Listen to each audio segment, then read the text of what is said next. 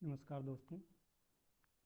अगर आप 12th में हैं और चाहते हैं कि किसी सेंट्रल यूनिवर्सिटी से ग्रेजुएशन करें तो ये वीडियो आपके लिए है। आज आपको मैं CUET के बारे में बताने वाला हूँ। CUET का मतलब है कॉमन यूनिवर्सिटी एंट्रेंस टेस्ट।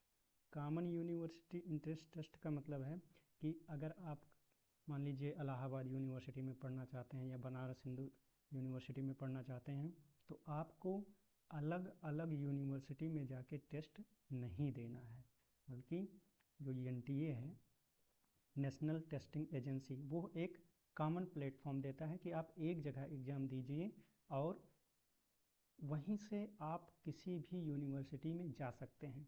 तो अगर आपने 12th किया है और किसी यूनिवर्सिटी से जाके प्लान कर रहे हैं किसी यूनिवर्सिटी में ग्रेजुएशन करने का, तो ये वीडियो आपके लिए है। ठीक है, तो देखिए फॉर्म कब से भरे जा रहे हैं। फॉर्म 3 जनवरी से 30 जनवरी तक भरे जाएंगे। 31 जनवरी आपका लास्ट डेट है फी जमा करने का। फिर करेक्शन विंडो ओपन होगी 2 से 4 फरवरी तक। फिर जो है सिटी ऑफ एग्जामिनेशन, ये बाद में बताया जाएगा आपको। और डेट ऑफ एग्जामिनेशन जो है वो 11 से 31 मई तक होने वाली है, यानी ये मई में आपका एग्ज़ाम होगा। 31 मई का मतलब कि मई पूरा उसमें चला गया। अब आप किस सब्जेक्ट को पढ़ेंगे, आप क्या पढ़ना चाहते हैं, आप मैथ पढ़ना चाहते हैं, फिजिक्स केमिस्ट्री क्या पढ़ना चाहते हैं, उसके हिसाब से आपको चूज करना है। ठीक है, तो इसमें 3 सब्जेक्ट की जो फीस है वो कैटेगरी वाइज डिवाइडेड है।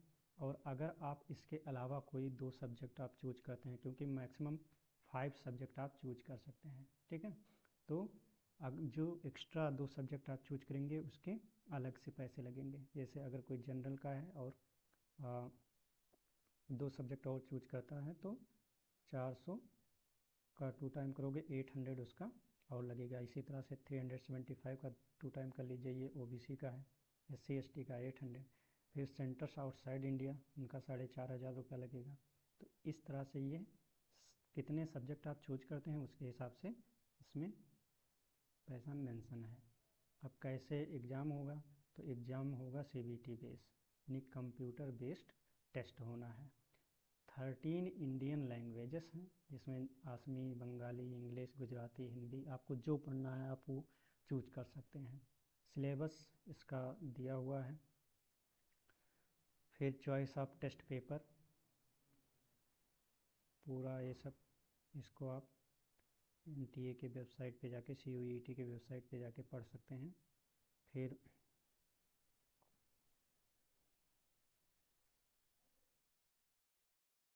ये पूरा ब्रोशर दिया हुआ है। Total subject, choice of subject, mode of exam, इससे वही निगेटिव मार्किंग है। अगर आप सही करते हैं एक क्वेश्चन तो आपको 5 मार्क्स मिलेंगे, और गलत करते हैं तो 1 मार्क आपका कट जाएगा।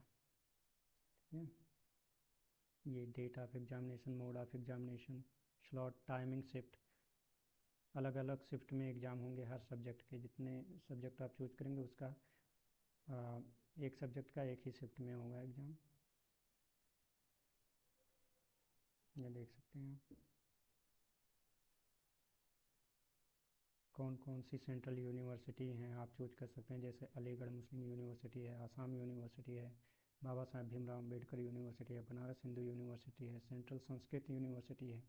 तो आप अपने हिसाब से यूनिवर्सिटी भी चूज कर सकते हैं और ये देख सकते हैं कि उस यूनिवर्सिटी में कौन सा सब्जेक्ट पढ़ाया जा रहा है।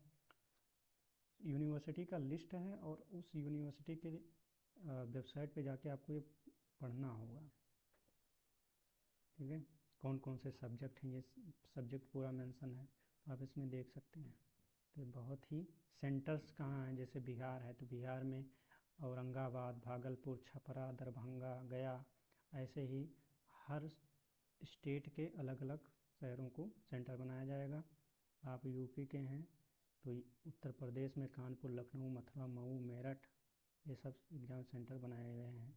ठीक है, पूरा सिस्टम इसमें लिखा हुआ है, आप इसको आसानी से फॉर्म कैसे फिल करेंगे ये पूरा इसमें बताया गया है।